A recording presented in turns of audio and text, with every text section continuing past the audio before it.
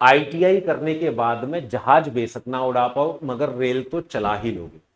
Railway 2026 की हर एक योग्यता के अनुसार कौन कौन सी वैकेंसी देखने के लिए मिलेंगी वो सारी डिटेल्स यहां पे मैं बता देता हूं।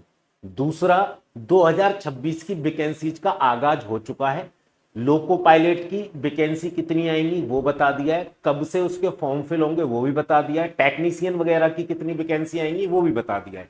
सारी डिटेल्स इस वीडियो के अंदर हम लोग देख लेते हैं। चाहे आप 10वीं पास हैं, चाहे आप 12वीं पास हैं, चाहे आपने आईटीआई किया है, चाहे आपने ग्रेजुएशन किया है, चाहे आप लोग डिप्लोमा होल्डर हैं, चाहे आप लोगों ने बीटेक किया है, बीई किया है, रेलवे हर क्वालिफिकेशन के लिए वैकेंसी जारी करेगा इस वर्ष में।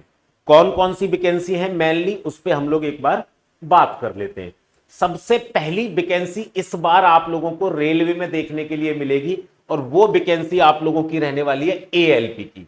एएलपी के 11,127 पद, 11,127 पदों पर वैकेंसी निकलेगी। इसके लिए मिनिमम क्वालिफिकेशन आप लोगों का 10th प्लस आईटीआई है।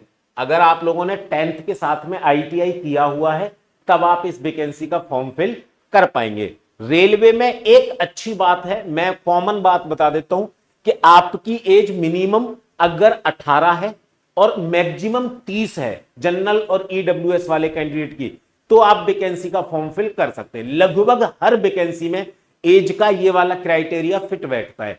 बाकी जो ओबीसी वाले बच्चे उनको 3 साल का छूट मिलता है, एससी और एसटी वाले कैंडिडेट को 5 साल का छूट मिलता है। तो हर वैकेंसी की एज अलग अलग लिख के जगह काफी हो जाएगी। तो मैंने एज का जो सिस्टम है एक सेंटेंस में फिनिश कर दिया है, ठीक है। 10th प्लस आईटीआई अगर आप हैं तो एएलपी का फॉर्म फिल कर पाएंगे। इसकी वैकेंसी की जो डेट है आपको 14 जून से देखने के लिए मिलेगी और इसका आखिरी डेट जो रहेगा वो रहने वाला है 15 मई। एक महीना मिलेगा आप लोगों को एएलपी की वैकेंसी के फॉर्म फिल करने के लिए। इसीलिए मैंने बोला था अगर आप आईटीआई पास हैं तो आप जहाज उड़ा पाए चाहे ना उड़ा पाए, रेल तो आप चला ही लोगे। क्लियर है। बाकी रेलवे की जो एएलपी की वैकेंसी है इसकी फुल डिटेल आपको चाहिए तो उसकी वीडियो का जो लिंक है वो डिस्क्रिप्शन में मैं डाल दूंगा, फुल डिटेल आपको वहां पे मिल जाएगी। अगली वैकेंसी आप लोगों को देखने के लिए मिलेगी आरआरबी टेक्नीशियन की। 6565 वैकेंसी यहां पे आएंगी और इसके लिए सेम क्वालिफिकेशन है 10th plus ITI. 10th plus ITI अभी इसका जो डेट है वो यहां पे क्लियर नहीं हुआ है कि भैया किस डेट से इसके फॉर्म फिल होना स्टार्ट होंगे, मगर total number of vacancy RRB ने जो है वो क्लियर कर दी है। इसके बाद जो वैकेंसी आपको देखने के लिए मिलती है, आप बोलेंगे सर सारी 10th आईटीआई वालों के लिए है, क्या ग्रेजुएशन वालों के लिए कुछ है? भाई है, ग्रेजुएशन वालों के लिए सेक्शन कंट्रोलर की वैकेंसी है। ये लगभग 400-500 आप लोगों को देखने के लिए मिलेंगी। पिछली बार 450 वैकेंसी इसकी आई थी, लगभग अब की बार भी इतनी ही देखने के लिए मिलेंगी। जो बच्चा ग्रेजुएट है, चाहे बीए किया हुआ है, चाहे बीएससी किया हुआ है, चाहे बीकॉम किया हुआ है, चाहे आप बीटेक किए हुए हैं, आप बीई किए हुए हैं, बीबीए किए हुए हैं, बीसीए किए हुए हैं, आप ग्रेजुएट होने चाहिए चाहे आप किसी भी स्ट्रीम से हैं, ठीक है। इसके बाद जो पैरामेडिकल कैटेगरी वाली है इसके अंदर वैकेंसी मिल जाती है। जो नर्सिंग वाले बच्चे हैं उनके लिए यहां अलग अलग पदों के लिए अलग अलग क्वालिफिकेशन रहती है। अगली वैकेंसी मिलती है आरआरबी जेई 2026 की, ठीक है ना। ये जो वैकेंसी है इसका मिनिमम क्वालिफिकेशन जो रहेगा आप लोगों का, मिनिमम क्वालिफिकेशन रहेगा डिप्लोमा। आप लोग डिप्लोमा होने चाहिए, आप लोगों ने पॉलिटेक्निक की हुई होनी चाहिए, आप इस वैकेंसी का फॉर्म फिल आराम से कर पाएंगे। उसके बाद में नॉन टेक्निकल की वैकेंसी में आती है non technical popular category, NTPC. इसमें 2 तरीके से वैकेंसी निकलती है। एक वैकेंसी निकलती है उन बच्चों के लिए जो 12th पास किए हुए हैं, इसके अंदर टीटी हो गया, गुड्स गार्ड की वैकेंसी हो गई, सिग्नल असिस्टेंट की वैकेंसी हो गई, उस तरीके की वैकेंसी इसमें देखने के लिए मिलती है।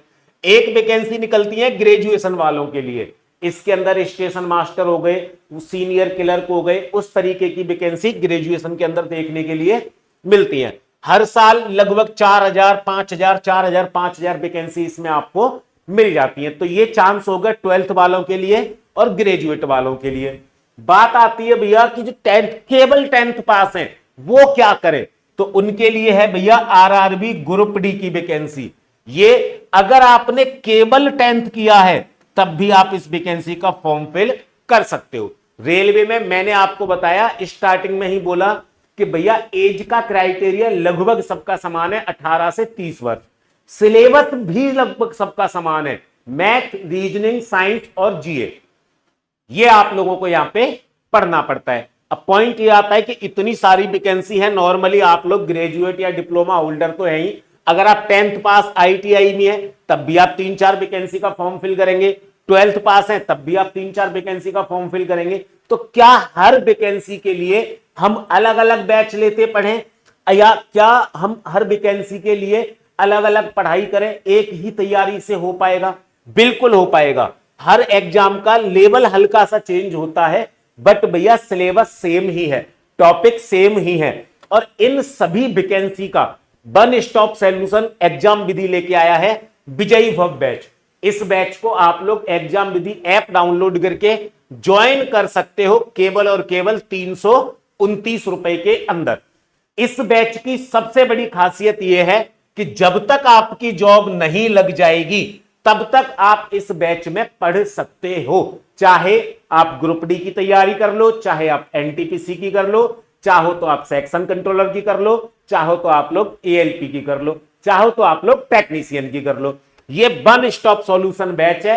हर वैकेंसी के लिए आपको अलग अलग बैच परचेज करने की जरूरत नहीं पड़ेगी। इस 329 पे भी डिस्काउंट मिल जाएगा अगर आप लोग कैपिटल में AJJ कूपन कोड अप्लाई कर देंगे तो। बाकी classes, recorded class, practice class, live class, notes, capsule notes, handwritten notes, e book, सारी की सारी सुविधाएं आपको इस बैच के अंदर मिलने वाली है। तो एग्जाम विधि ऐप डाउनलोड करिएगा और रेलवे की वैकेंसी का वन स्टॉप सॉल्यूशन विजयी भव बैच ज्वाइन करिएगा। बाकी आपको कोई भी दिक्कत आती है किसी भी वैकेंसी से रिलेटेड, तो आप मेरी किसी भी वीडियो पे कमेंट करिएगा, उस समस्या से संबंधित वीडियो बना के आपको प्रोवाइड करवा दूंगा। बाकी इस चैनल को सब्सक्राइब करना, लाइक करना, इंफॉर्मेशन सही लगी हो तो आप लोग वीडियो को लाइक भी कर देना। मैं मिलूंगा अगली वीडियो में, तब तक के लिए जय हिंद, जय भारत।